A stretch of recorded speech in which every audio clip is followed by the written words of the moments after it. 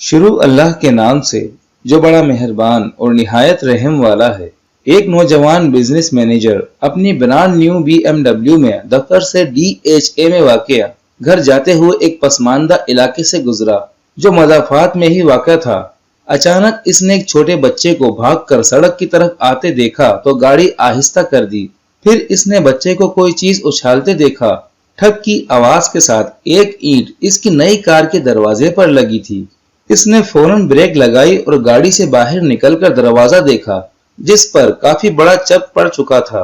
इसने गुस्से से उबलते हुए भागकर ईंट मारने वाले बच्चे को पकड़ा और जोर से झिंझोड़ा, अंधे हो गए हो पागल की औलाद, तुम्हारा बाप इसके पैसे भरेगा।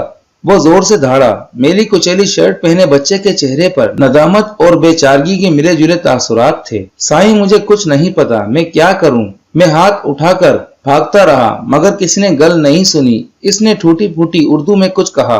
अचानक इसकी आंखों से आंसू उबल पड़े और इस सड़क के एक नशेबी इलाके की तरफ इशारा करके कहा, इधर मेरा अब्बा गिरा पड़ा है, बहुत भारी है, मुझसे उठ नहीं रहा था, मैं क्या करता साईं? बिजनेस एग्जीक्यूटिव के चेहरे पर हैरानी सी दर आई और वो बच्चे के साथ साथ नशेबी इलाके की तरफ बढ़ा जहां इसने एक अजीबोगरीब मंजर देखा। एक माजूर शख्स औंधे मुंह मिट्टी पर पड़ा हुआ था और साथ ही एक व्हील चेयर गिरी पड़ी थी। दिखाई दे रहा था कि शायद वजन के बाइस बच्चे से व्हील चेयर संभाली नहीं जा सकी थी। साथ ही पके हुए चावल गिरे हुए थे जो शायद बाप बेटा कहीं से मांग के लाए थे।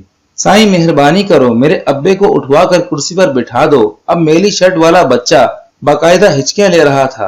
नौजवान एग्जीक्यूटिव के गले में जैसे हंदा सा लग गया। इसे सारा मामला समझ में आ गया था। इसे अपने गुस्से पर अब नदामत महसूस हो रही थी।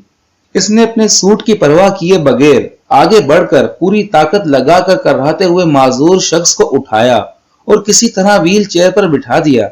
बच्चे के बाप की हालत गैर थी और चेहरा खराशों से भरा पड़ा था। फिर वो भागकर अपनी गाड़ी की तरफ गया और बटुए में से 10,000 निकाले और कपकपाते हाथों से माजूर की जेब में डाल दिए। फिर इसने टिश्यू पेपर से इसकी खराशों को साफ किया और व्हील चेयर को धकेल कर ऊपर ले आया। बच्चा मामूनियत के आंसुओं से इसे देखता रहा और फिर अपने बाप को चेयर पर बिठाकर अपनी झुग्गी की तरफ चल पड़ा। इसका बाप मुसलसल आसमान की तरफ हाथ उठाते हुए नौजवान को दुआएं दे रहा था।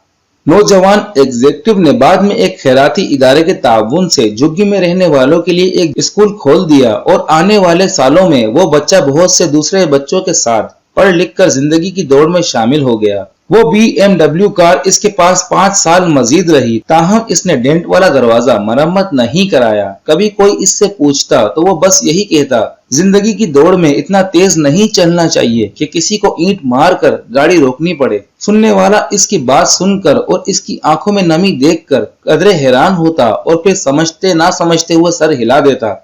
ऊपर वाला कभी हमारे कानों में सरगोशियां करता है और कभी हमारे दिल से बातें करता है। जब हम इसकी बात सुनने से इनकार करते हैं तो वो कभी कभार हमारे ऊपर एक ईंट उछाल देता है। फिर वो बात हमें सुनना पड़ती है। जहां हम अपने खानदान बीवी बच्चों की खुशियों के लिए भाग रहे हैं वहीं हमारे आसपास बहुत सी गूंगी चीखें और सरगोशियां भी बिखरी पड़ी हैं। क्या ही अच्छा हो कि हम अपने इर्द गिर्द की सरगोशियां सुन लें ताकि हम पर ईंट उछालने की नौबत ना आ सके।